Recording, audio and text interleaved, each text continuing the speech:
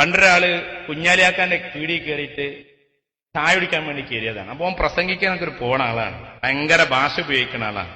കുഞ്ഞാലിയാക്കാനോട് ചോദിച്ച് കുഞ്ഞാലിക്ക ഒരു ചായ എടുക്കുമെന്നാണ്. കുഞ്ഞാലിയാക്കാൻ അങ്ങനെ ഒന്ന് നോക്കി കൂടുന്നപ്പോ വന്നിക്കണം എന്നുള്ള പോലെ അങ്ങനെ കുഞ്ഞാലിയാക്ക ചായ ആണ് കൊടുക്കുന്നത്. ഇങ്ങനെ വെച്ച് എന്താ കുട്ടിയെ കടിച്ചാൻ വേണ്ടിന്ന് വെച്ചു. അതിപ്പോ എനിക്ക് തീരെ പറ്റിയില്ല. അപ്പൊ അവൻ പറഞ്ഞു, പഴം ഇതളിതളായി മുറിച്ച് അതിലൊരിതൾ അരിമാവിൽ മുക്കി പിന്നീട് പൊക്കിയെടുത്ത് നാളികേരത്തിന്റെ തെളിനീര് അഥവാ വെളിച്ചെണ്ണ ചൂടായി വരുമ്പോൾ അതിലിടുമ്പോൾ പുറത്തേക്ക് നിർഗമിക്കുന്ന പ്രതിഭാസം കൊണ്ടുവരും. കുഞ്ഞാലിയാക്ക ചിജിപ്പ എന്തേപ്പി പറഞ്ഞതെന്ന് വെച്ചു.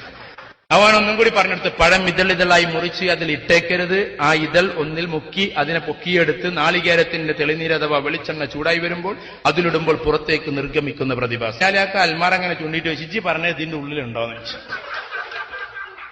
ആ പറഞ്ഞിട്ട് ആ രണ്ടാമതിരിക്കുന്ന വസ്തുവാണെന്നാണ്. രണ്ടാമതിരിക്കുന്ന വസ്തുവാണ്. വായക്കപ്പൊരി അപ്പിജി പറഞ്ഞത്. എന്നിട്ട് അറിഞ്ഞാടെ കുഞ്ഞാനൊരു വായക്കപ്പൊരി എടുത്തു അവന്റെ തൊള്ളിക്കാണ് തിരി കൊടുക്കുന്നത്.